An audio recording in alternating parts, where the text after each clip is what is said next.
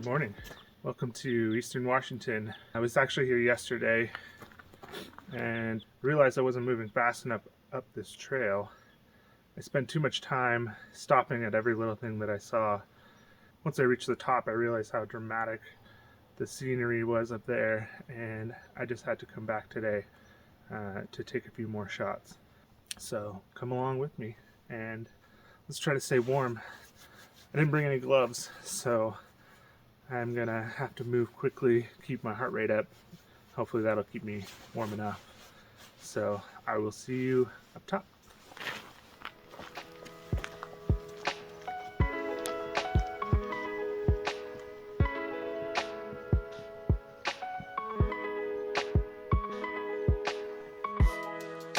As I made my way back up to the top of the butte, I couldn't help but stop at a few of the locations that I particularly liked the day before. As you can see, the ground is much frostier, which adds another layer of interest to the photos. And the amount of fog as well was much less on this day. Here you can see the first shot I took on the first day with all the fog, compared to the frosty shot on the second day.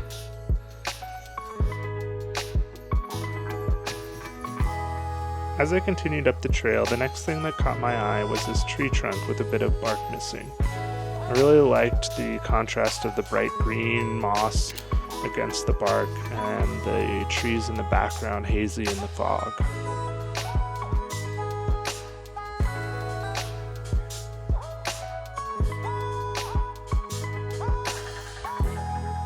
I really love how everything today is covered in the frost. These needles particularly caught my eye in the way that they align with the bench in the background.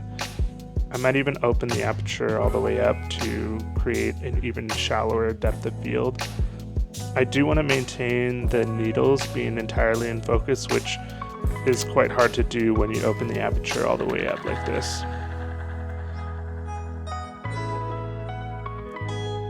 As I reached the top of the butte, I was a little disappointed to find that the haze I had seen hanging over the butte as I was driving in had mostly burned off. I was really hoping it would be as foggy as it was the day before, so that I could capture some really amazing moody shots up here. But the good thing was that at least it was still quite frosty, which I was quite happy about.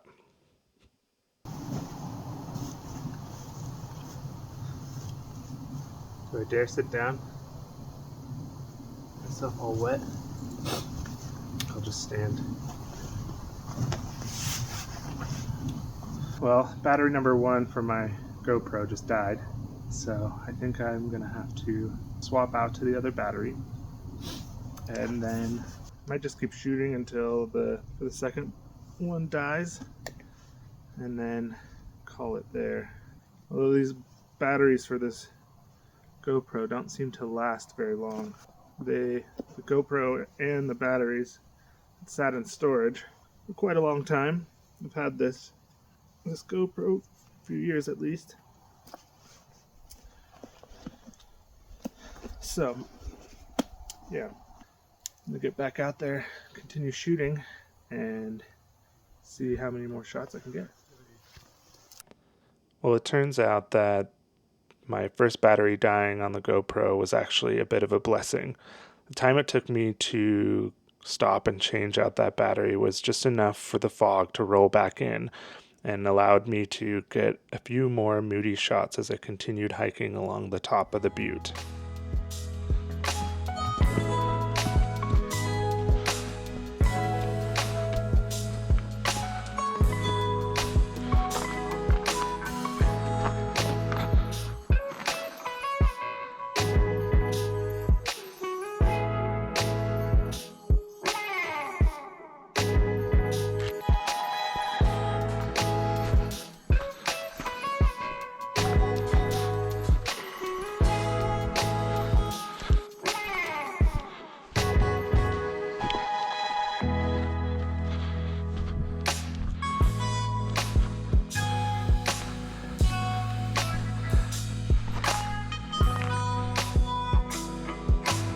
This curved tree on the left is quite nice, and little bit of fence up there.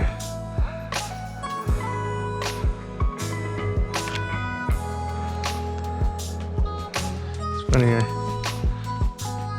I guess we'll find out in post once I get back to the office whether or not I was recording while those people were walking through the path, but may be able to see a shot I was able to get with them in the frame. It's nice to have a subject walking through a scene on a day like today. I don't think you get a whole lot of people walking through, so that was nice. The colors they were wearing were not the most ideal. I think it was dark blue and green and such, which would be nice to have someone wearing a bit of a color pop. It is what it is. You don't always get to choose your subjects, unless they're trees and fences. And this tree with the trail, maybe this bench and the fence might look nice all together if I can get in a spot where I'm not blocking the bench. Then again, I'm not wide enough to really be able to do that effectively. I want to be able to see the trail here, and I want to be able to see this tree. Maybe I can frame the bench. Ooh. Well, then I'm blocking the trail. So that doesn't quite work, does it? Unless I can get low enough. Some birds flying through. I think that's gonna work. I might have to pull out my wide angle because I do think this is quite a nice shot, potentially. So hold while I do a little movie magic. Alright, voila. We've got the 16-25 on now. I think I'll start at the wide end of this and get a shot without the fence, although I think the fence is going to be part of the magic, potentially. I don't think I'm quite in the right spot here with the trail. So I think backing up just a hair and considering maybe a little bit higher up shot to be able to get the fence and everything in frame.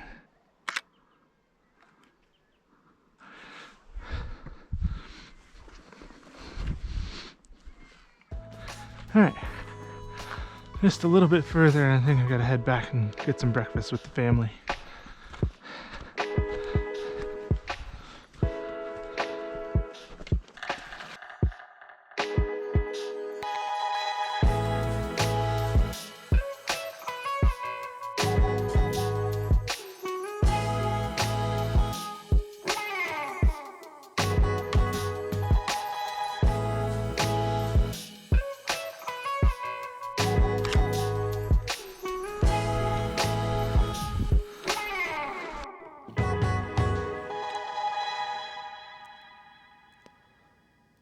It was here at this stump and fallen over snag that I decided to bring my hike to an end for the day. The hunger was starting to build, and I knew it was time for me to head back down and get breakfast with the family soon. So I stopped here to take a few last images of this interesting scene. I started with the 16-25 that I had on from the previous location and captured this first shot with the stump on the right and the snag fallen to the left.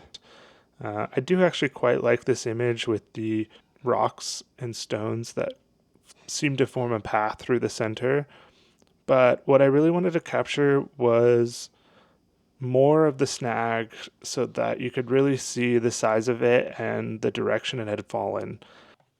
In order to accomplish this vision, I felt like the best way would be to switch back to the 40 mil that I was supposed to be using this whole time so that I could compress the foreground and background together and give the viewer a sense of the size of the stump and snag together. Here's what that looked like. But you tell me which one you think works better and which one you like more down in the comments below. Thanks for sticking around and watching till the end, and I look forward to sharing another photo walk with you next week. See you then!